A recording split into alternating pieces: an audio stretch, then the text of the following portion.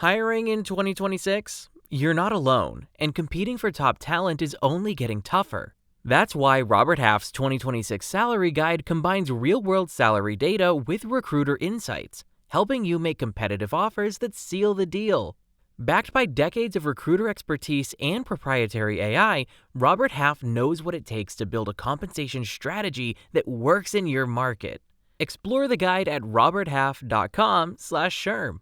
At Robert Half, we know talent. Before all of this AI stuff, I loved a good M dash. I mean, I used it. I loved Right. it. It was really like at the right moment. I didn't use it all the time, but at the right moment, as a writer and a researcher, Yes. like an M dash was perfect. Now, if you use an M dash, people are automatically, ignoring your work.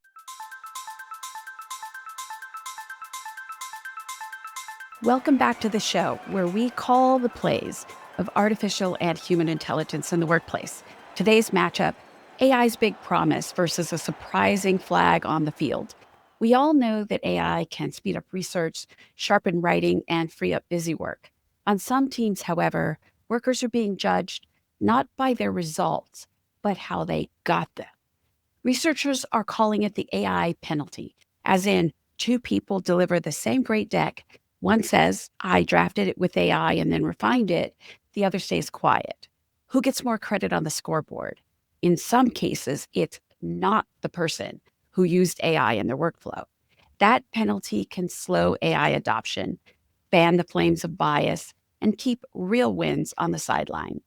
Our end goal today is to define the penalty, then go quarter by quarter, real scenarios, who's getting flagged, a better playbook for leaders, and finally, routines that make AI a reliable asset.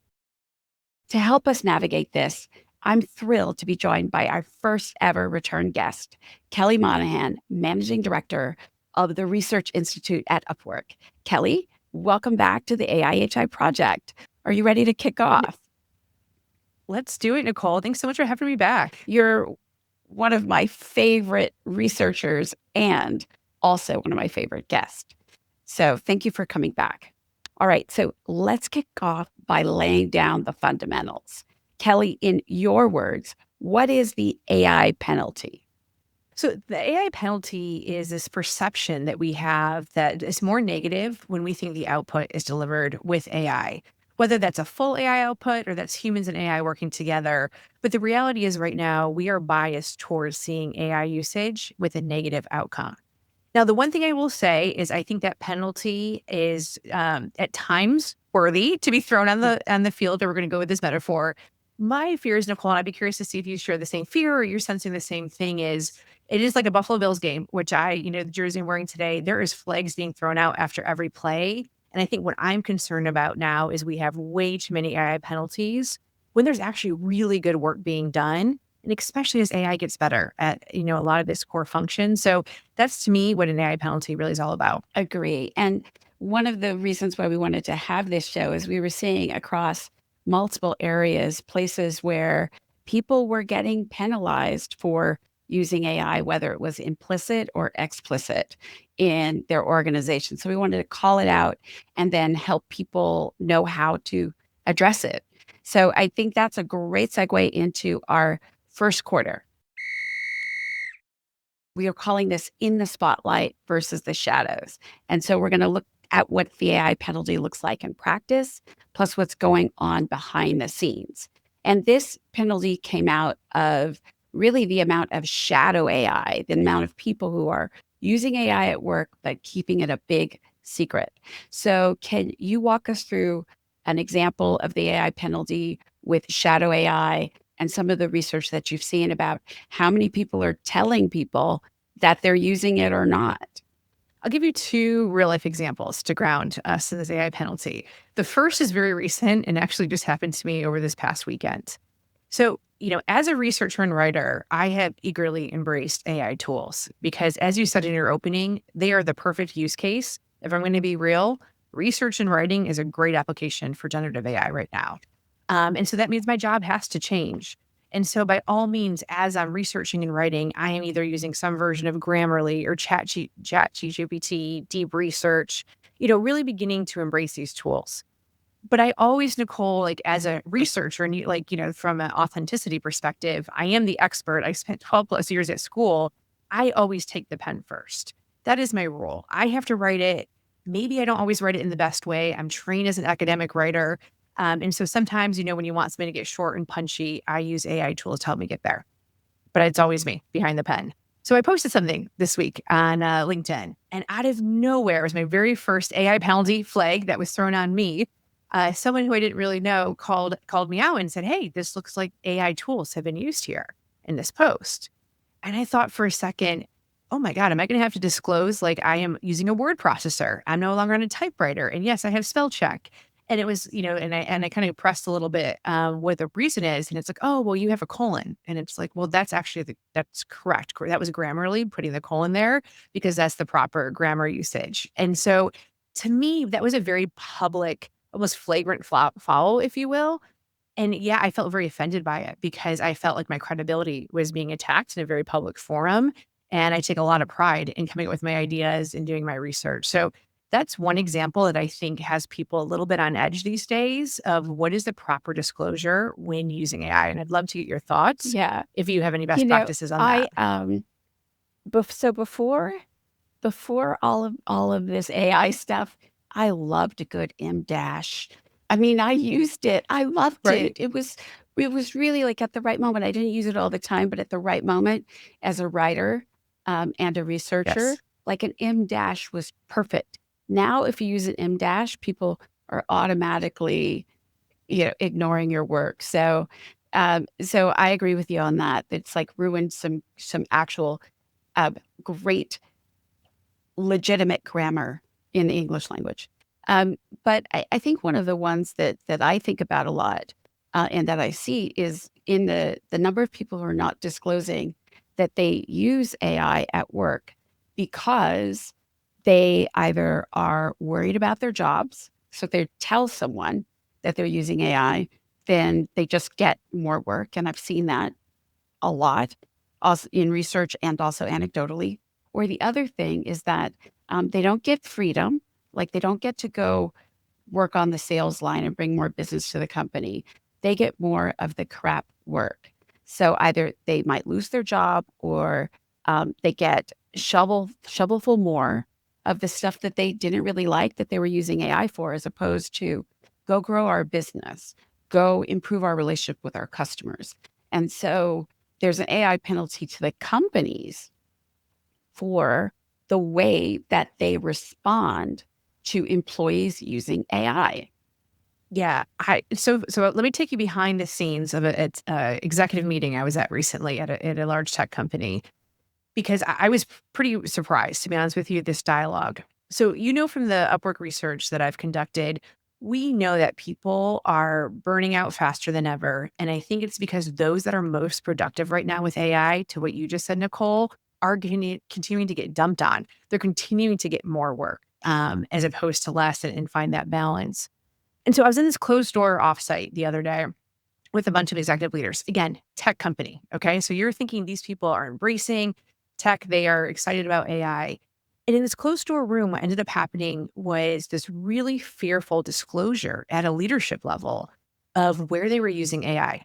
The question prompt was simple to this room. It was simply, what are your best use cases for AI today? Tell us how you're using it. I mean, it's been 2.5 years, right? Since ChatGPT made its entrance close, anyways. And how are we now using this today?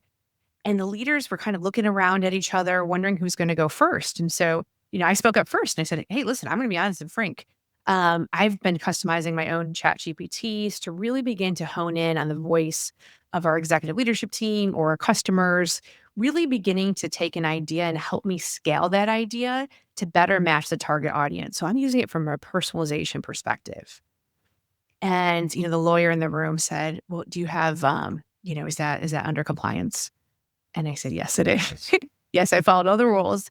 And a couple other leaders looked at each other, and everyone was fearful to speak up in that room because they didn't want to be judged. And honestly, what I saw, Nicole, in that room, I think, which is, again, if we're going to use the word AI penalty, it is almost a biased, especially in some of these higher levels of organizations, that this tool isn't actually leading to positive outcomes, that there's almost this fear in disclosing use at the very top levels of leadership.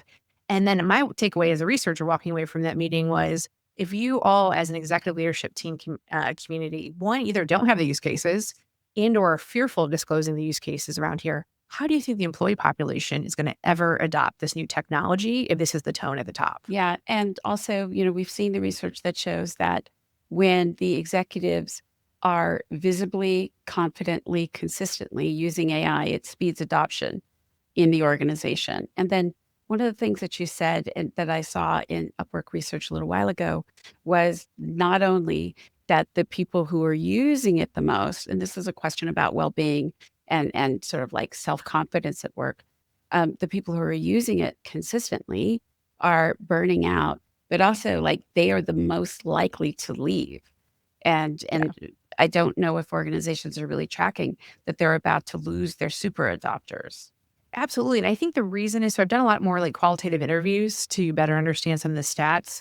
To your point, we found it was almost twofold the amount of people who are willing to leave or actively looking who are currently using AI in your organization today.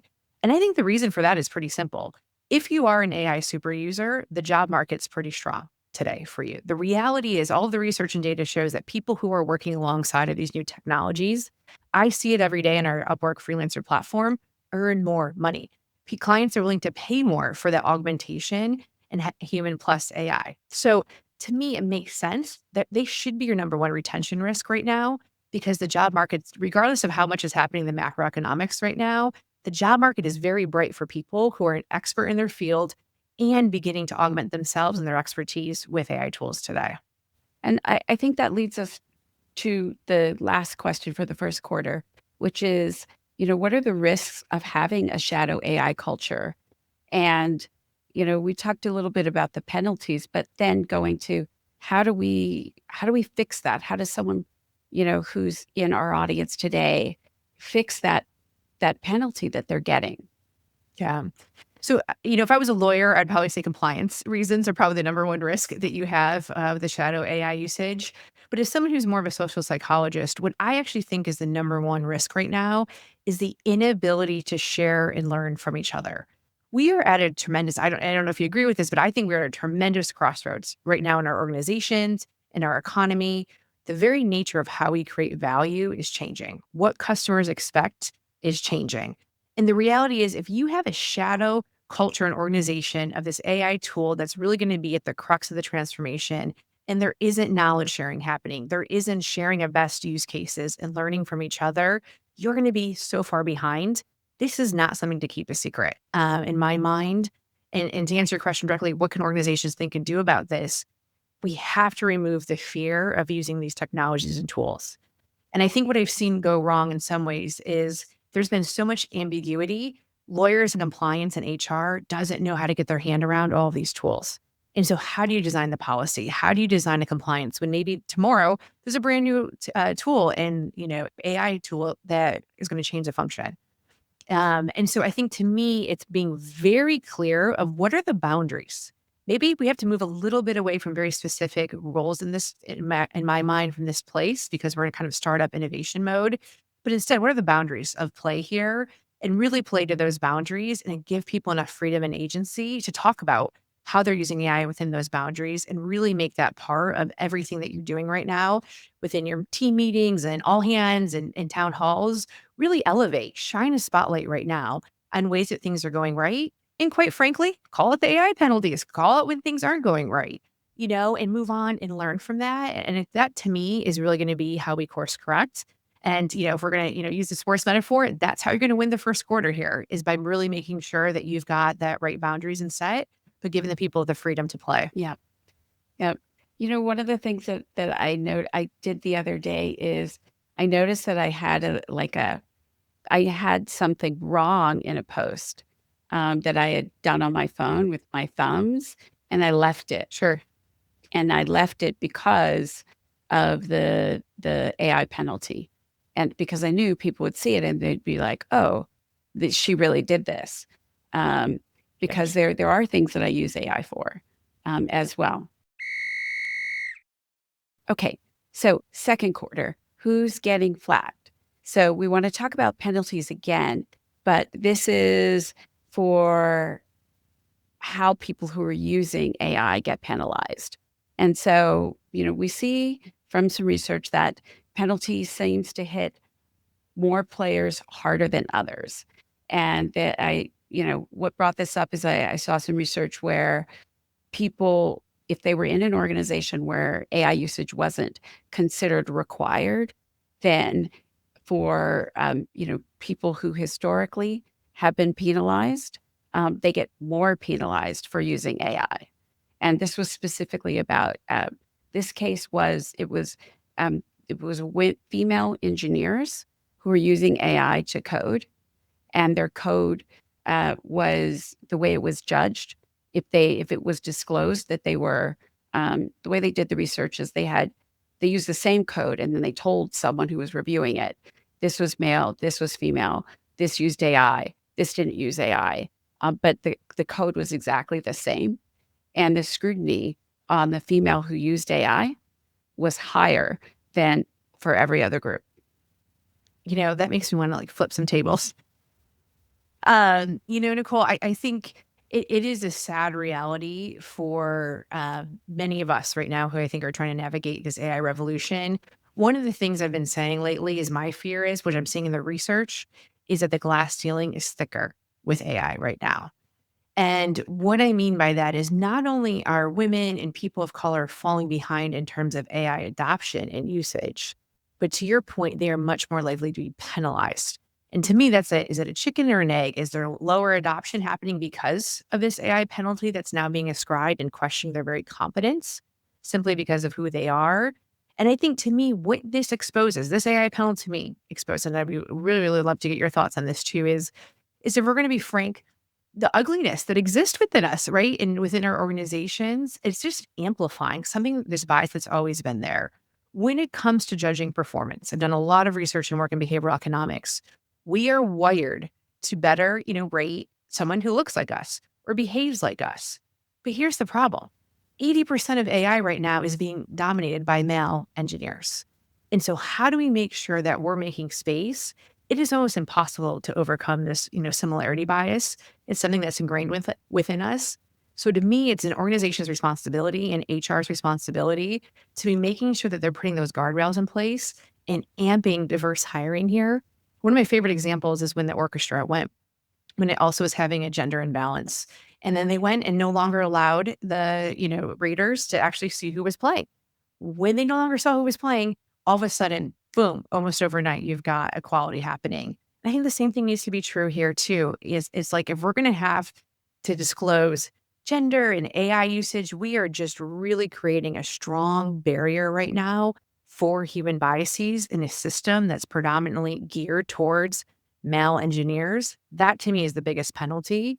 And we've got to figure out how do we course correct this now? Because my fear is this penalty is going to only widen the inequality we're seeing, both from usage, but also just from a building perspective and being able to earn more money and being able to contribute and diversify these tools that we have at our disposal. I think one of the things that when I read that study, one of the things that it shifted my perspective completely on the CEOs who have put out mandates where they have said, if you can't prove that you can't do this job without AI, then you can't have the head count. Or, a CEO,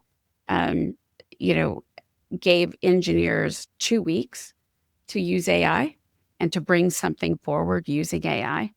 And everyone who didn't, who dragged their feet in any way, and who didn't have a personal reason, like, we're having a baby, or someone's in the hospital, or I was on vacation, Sure. that I put in for months ago. Everyone who dragged their feet, he fired 2 weeks later. And so I think that sounds harsh, but actually it gives the organization cover. Because if everyone must use it, then judging someone or giving someone a penalty for using it shows that you are wildly out of touch. So actually now I'm an advocate of CEOs saying harsh stuff like that. because there's an added benefit that it was unexpected. There's an unexpected benefit for inclusiveness by being harsh on the Yeah. requirements of use. Well, I love that example, Nicole. And I'll be honest with you, until you just told me that, I think if you would have asked me before you sharing your thoughts and said, "Hey, what do you think about mandates?" I probably would have, said, I'm not sure that's a great idea. But your logic right there, I think, is brilliant. And I think it absolutely, what that does is it makes sure that everyone is playing by the same rules. And what I'm seeing within organizations today is they don't have a playbook for AI. And so it's a choose your own adventure. It's sort of make it up.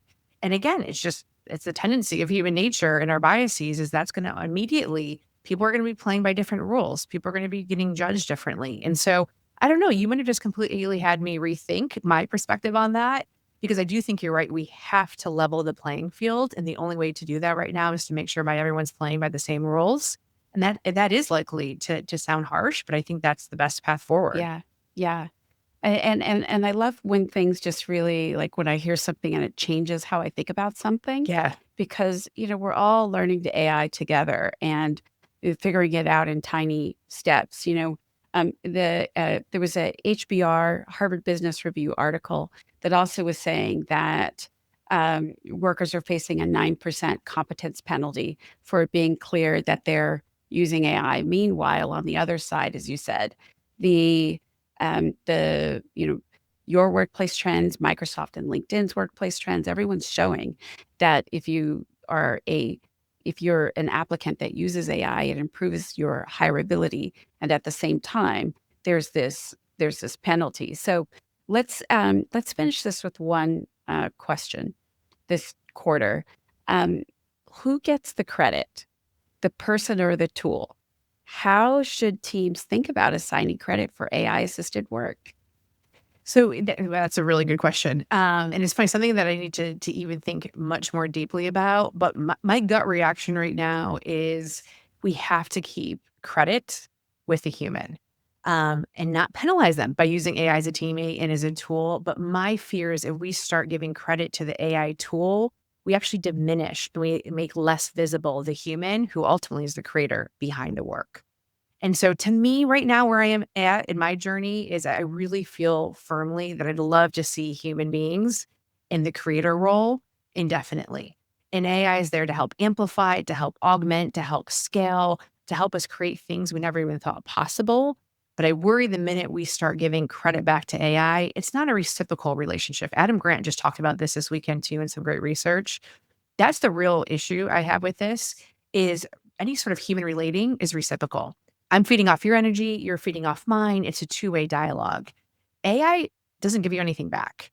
There's nothing reciprocity about it. And so that's just to me my fear is because of that, I would prefer just to keep it as that technology tool that made you as a creator and human being better at what you do. Kelly, I agree with you completely. So let's move to the third quarter, building a better playbook.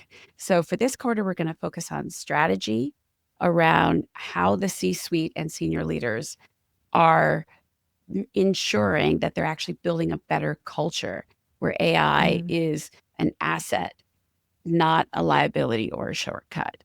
What are some of the things that C-suite leaders can do to make sure, like you said, that the human is the creator, but then AI is really a culture of supporting humans?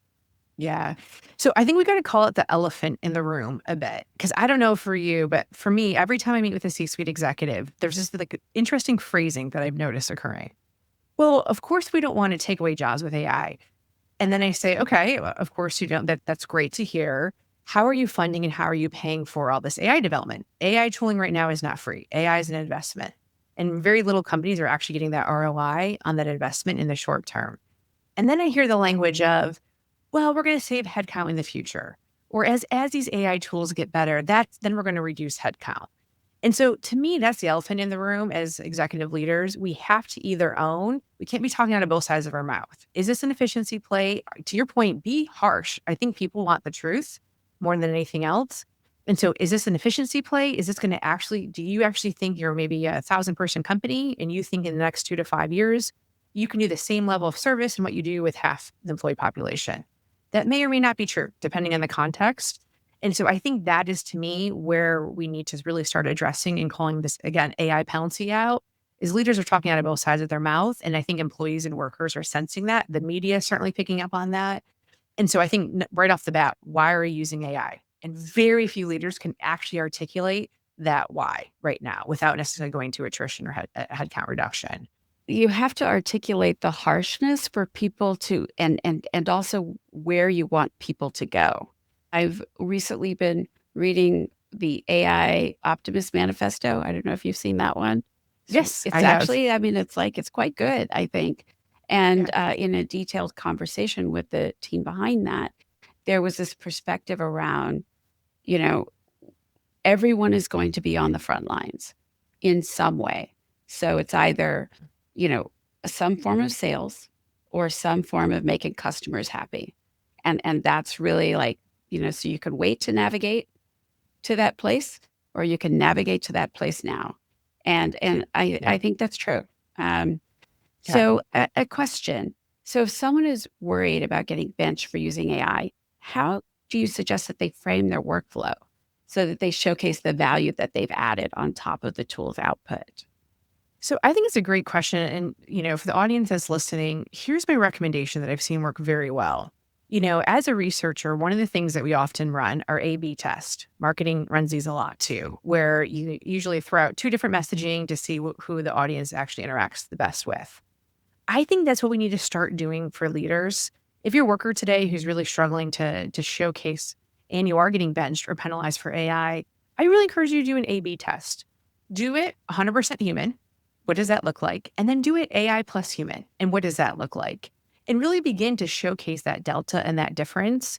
Because I'm going to make a strong bet that if you are truly an expert in your field, so you're not trying to, use AI as a BS tool right now, but you truly are an expert and you're using it to augment you, that AI plus human work is going to be better every single time. That's going to get you way further down the field. And so that to me is, I think we can't be hiding behind that. And it's not to diminish what that example A looks like only as a human, but I just imagine again, like I just said, sometimes think this conversation where leaders have is so silly. Can you imagine doing your work right now without the internet? Can you imagine doing your work without a word processor or an Excel? Like I'm a researcher. If someone said to me, hey, Kelly, I want you to go calculate all of these predictive analytics, but don't use R and don't use Python. How am I going to do my job? I can't, you're going to have to give me a year then to calculate some of these numbers. And so that to me is, again, is if you want to move with speed and you want to make sure that you have high quality, do A/B testing and really showcase how that tool is making your human work better. Great, great. That's a great, great test. The fourth quarter, breaking through to productivity wins. And the reason why this came up is that I was reading several studies where team productivity was actually lower right now with AI. And it's sort of like, if you think about it, the idea is like, we're seeing that it's really accelerating individual productivity, but that's not actually showing up in the team's research. What is going on? Can you explain where's that from? What research have you seen? And what can people do to make sure that teams using AI are actually productive? Yeah. So I want to take a step back to answer this one because I think team health right now is not strong in many organizations. And I want to explain why that is because it's not just AI that's happened here. So if we take a look, distributed remote work, people at the end of the day are still struggling how to do this well. How do you get the right operating norms? How do you figure this out? How do you actually generate connection in a remote environment? It's still, if we're just going to be honest, it's still a very hard thing for most organizations and leaders to get right, mostly because it requires so much more effort and emotional labor to maintain that same level of energy on a Zoom box as opposed to in an office. So one, we're trying to incorporate, most of us are incorporating these AI tools in some level of distributed work. So that's, number one, we're already feeling somewhat disconnected. Two, no one wants to talk about the pandemic anymore, but I'm going to talk about it for a second. It created a sense of mental health and loneliness that we are just beginning to see the fruits of. And this to me keeps me up at night because I don't think leaders today understand how hard it is for the majority of people today just trying to make it through, whether that's because of increasing inflation and tariffs and the macroeconomic uncertainty, whether that's just due to the polarization that's occurring within the workforce. The reality is we have never felt more disconnected and lonely in the teams that we're working within today. And again, that could be because of remote work and a variety of other reasons. And then it's within this context that we're adding AI, and then we're putting this pressure at an individual level to move faster. But the reality is this is not an individual sport. This is a team sport that we're playing. And again, because of shadow AI, people are fearful to actually share how they're using this tool, share how they're changing the work. So all of a sudden, if I didn't trust you, Nicole, I'm going to start doing this with my AI work. And now it's a competition. We are no longer collaborating as colleagues. I'm now competing with you with this new shiny tool that I have. And we got to knock it off within our organizations. No one wins in these sorts of environments and cultures. And it's also our mental health, right? That's at risk here. And so to me, we have to start focusing at the team level. And in order to do that, we've got to get better at the evergreen basics of leadership. We've got to double down on culture. And the one thing that I see missing, I see this in my research, is only 1 in 4 organizations today have actually cracked the code on what an AI skilling program looks like. We've got a whole bunch of players out in the field today who don't know the rules, who don't trust each other, and we're trying to get them down the field. And I think that's the friction that we're actually feeling. Yeah, absolutely. Absolutely. Oh my gosh. Well, so amazing. That is the final whistle on today's episode. A big thank you to Kelly for stepping back onto the AI+HI field and for sharing your insights and experiences with us. Thanks for joining the conversation, everyone, and we'll catch you next time. Did you know our podcast is only one part of the AI+HI project? We also host an annual event featuring visionaries from the worlds of business, tech, and HR. Plus, we publish a weekly newsletter that includes topical articles and the latest research from SHRM, all to help you stay ahead of the trends. To sign up, just make your way to shrm.org/AI+HI. And you can also follow SHRM on social media for even more clips and stories. Like, share, and tell us how you're innovating towards a brighter future. In today's hiring market, 88% of candidates negotiate pay. Be 100% ready to seal the deal. Get the 2026 salary guide at roberthalf.com/SHRM. Robert Half knows talent. SHRM.